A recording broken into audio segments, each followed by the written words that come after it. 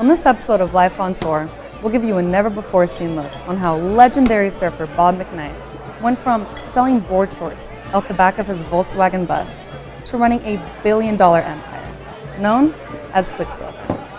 We'll also explore how Bob's son Robbie fulfilled his own lifelong dream, as him and his dad created their surf-inspired brand, Quiksilver.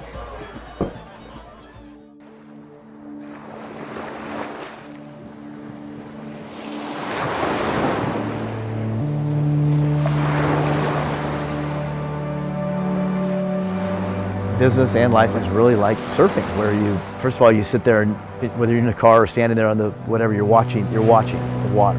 You're assessing the surf conditions. So it's just like in business or life, you're sort of judging, whether you're judging like, is this the girl I want to marry, or is this the house I want to buy, or whatever. And then, okay, you decide to paddle out. And this is like, okay, you're finally like committing to at least testing the water a little bit more, maybe in business, like doing the business plan for a certain zone to see. Well, in surfing, it's like paddle out, and then you're still assessing, you're still looking, whatever. And then you make the drop. That's the commitment in business and life, getting married, having a child. And then there's the ride, and that to me is what everybody is judged by. Like in business, how did you compete? How did you do? Were you profitable? Do you have good people? Are they honest people? Do they have good integrity? Do you have a good team? Are you working together? Are you successful?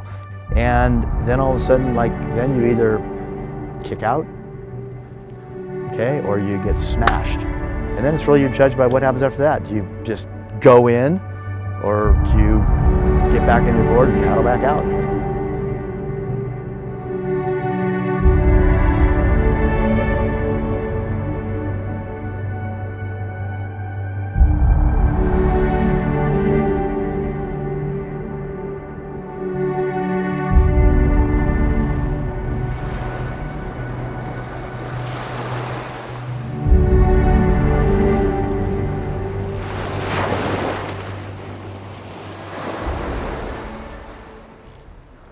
This is number 37 right here.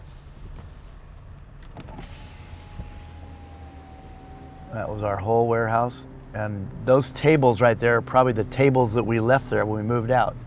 It wouldn't surprise me one bit.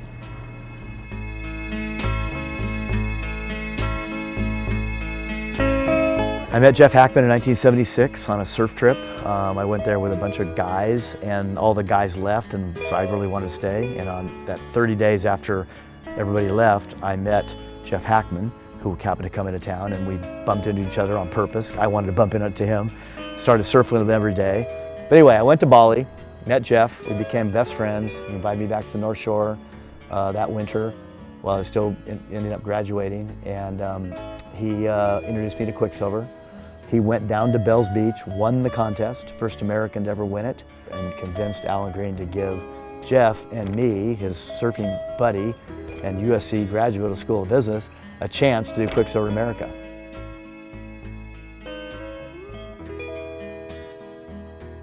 There was two of us, Jeff and I, and we got up every morning and did everything together.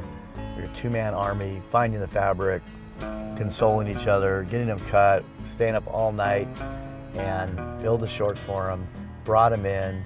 Every pair was sold the second we got there. It asked things, we go like, well, how many do you want? And they go, we want them all. And we'd go, well, you can have 6 pairs, or you can have 12 pairs. That's it.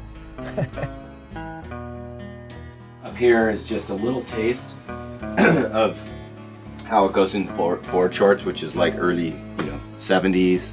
Goes into the 70s scallop, which is the original, and then you can start to see it kind of does what out in that hallway basically this is, but more depth. We were told you never get past 20 million, so that's why when we were $18 million in sales, we took the company public. So then we got to 50 million. It's like, well, okay, we're still going okay, and we're still just in the surf shops. Next thing you know, we passed that $100 million mark, and it was like breathtaking because everybody had gone away by then. So we were always told you're never going to get to that next milestone. And we finally got to $1 billion. It was like, are you kidding me right now? We were public, $1 billion in sales, and then we went through 2 billion, and then we actually got our highest 2.5 billion. So it's been remarkable for a little kid out of San Marino that grew up surfing, that went to USC, had a dream, got involved in making board shorts, and selling them out of the back of my car, up and down the coast to this empire that it is what it is today.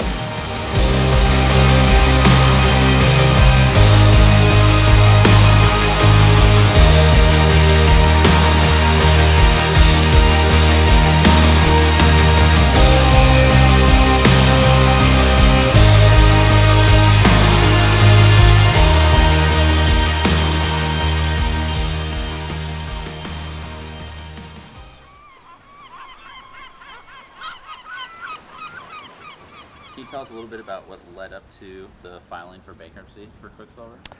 Well, the biggest thing that happened is in 2005, we bought a brand called Rossignol.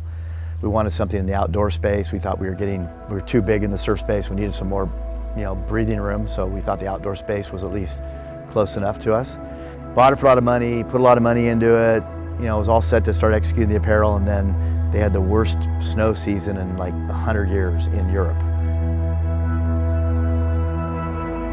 Nobody can sell anything, nobody can pay their bill, nobody can reorder, nobody can order next year's goods, so it just stuck Rossignol in a black hole for about the next 2 years. And we had a buyer all set up, everything was perfect, we were getting ready to sell it basically for what we bought it for, everything was going to be fine, and then 2009 Lehman Brothers fell off the cliff, and although I had a military with all the presidents, all the people running the day-to-day, we made some bad decisions, and that was the Rossignol thing was a real bad one. And I didn't want it to end like that, and that's why I've stuck around now to see it through the bankruptcy and tried to help Oak Tree and all the people at Quicksilver survive it, thrive in it, get on a good footing again, and move on. And that's what we've done. I'm really proud of that.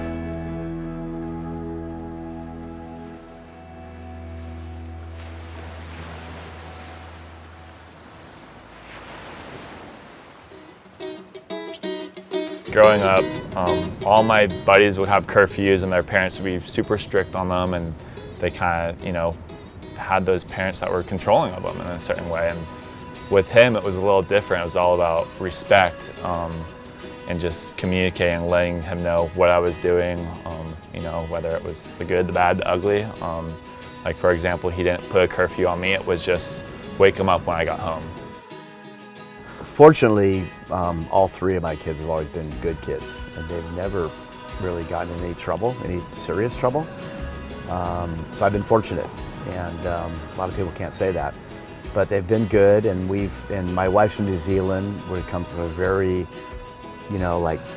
strict regimen of respect and family, and don't do bad things, and be a good person, and all those kinds of things. So while I was away on all my trips with Quicksilver and all that, Annette was really raising the kids and doing a great job with it, because all three of them have come out great.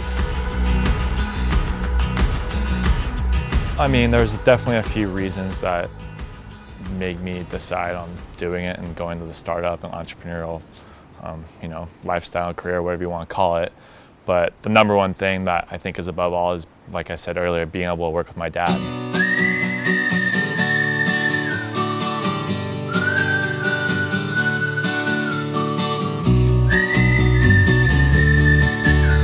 Every time I walked into the office, you could just tell the culture and the energy was always good, and everyone got along, and anyone could talk to anyone. It wasn't like, here's the executives, here's the guys who were on the bottom of the totem pole.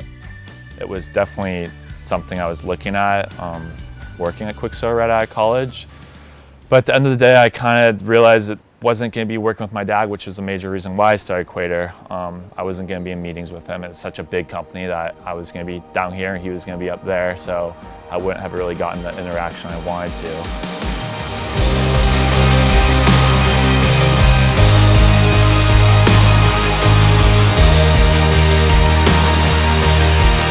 It's not a game of perfect starting a business or running a business. So there's the plan, and then there's the actual journey, and I think he's come to understand that through Quater. So I really think he's, not a mini me, but I think he has all the instincts I have, but he's taken it one step further.